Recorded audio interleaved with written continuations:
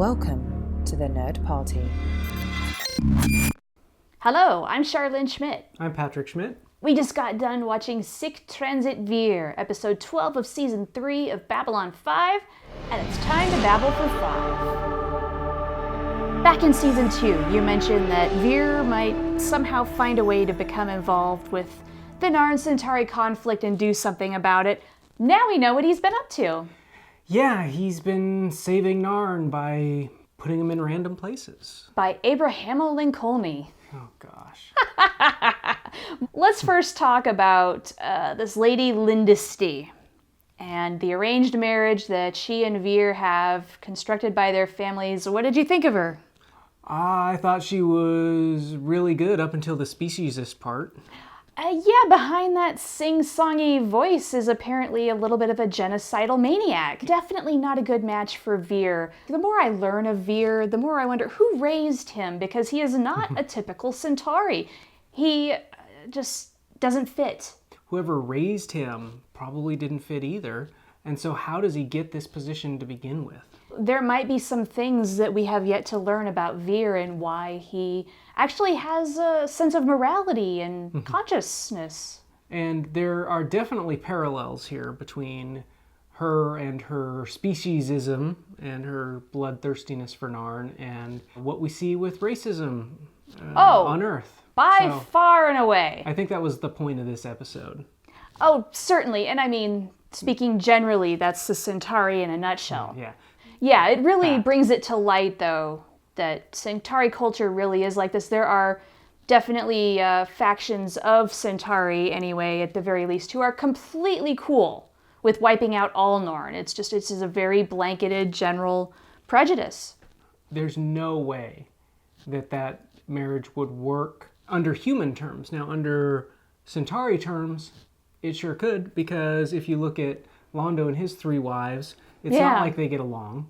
No, it's not even expected that you get along. It's all about consolidating power and money, land, what have you. Curious if in the future, I mean, will this work or won't it? Well, no, it won't work for love.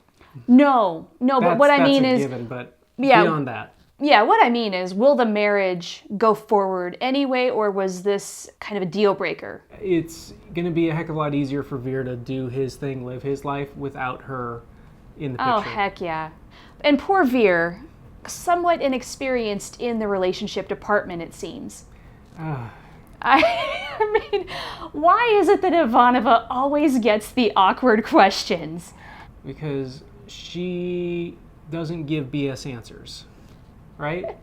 She's true. Very straightforward, and that's what some people are looking for in those situations. Nevertheless, it makes her so uncomfortable, and that's what makes it so fun to watch. So now, I could not help but notice we've had some serious drama the last few episodes. This is definitely a little more on the lighthearted side. As much as Genocide can be, yes. Certainly, but we also have Londo's version of pest control. We've got the dinner date, and I've got to say, I like Nervous Johnny. It's so cute. I know you hate it.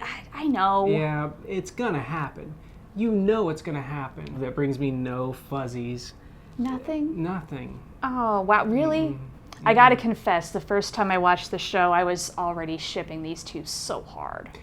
What's that? It works no better for me than any other relationship between any other 2 leaders would be for Babylon 5. So now, if you're at the bottom rungs of the resistance, sure, date all you want. But, you got to keep a clear head, right? So if things go sour between these two, it could the potential screw up the resistance. Exactly. So is that what you're kind of waiting for at this point? Is that why you don't... Okay. No, I'm not waiting for it because the show would not allow that. Are you sure? This is Babylon 5. Babylon 5 would not allow everything is possible. Yeah. Okay. I'm going to jump back to Ivanova for one very brief comment. Girl's got some photoshopping skills. Or some Microsoft Paint skills, one or the other. Oh, come on, she did better than that. It was okay. I do have one final comment. John Sheridan is a sloppy freaking cook. I mean, when they're panning over the countertop, what are you doing, bro? For making like little tofu squares. That was way too much. Way too involved. You should have just gone to Fresh Air Restaurant, maybe ordered in.